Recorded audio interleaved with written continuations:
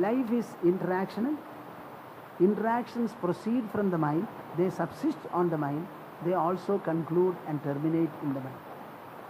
So all interactions are, primarily speaking, mind-born, mind-subsisting and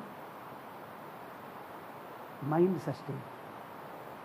So any kind of a conflict with reference to any object situation, it really has its genesis in the mind.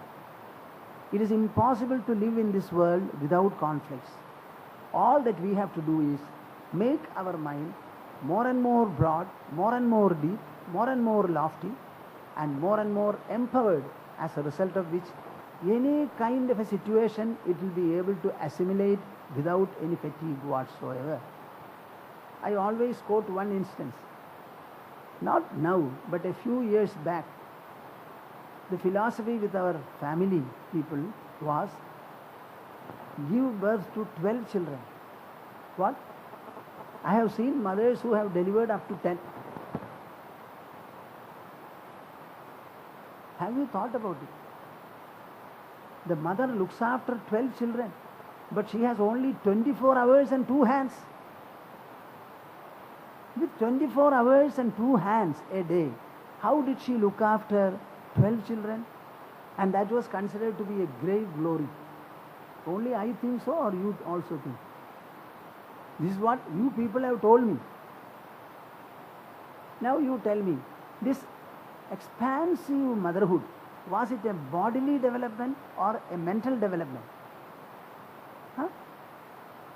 Now with 2 children, our mothers are shrinking.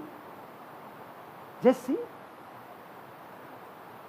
You know, in such houses you will find 2 children will be always sick. They will be laid up with fever.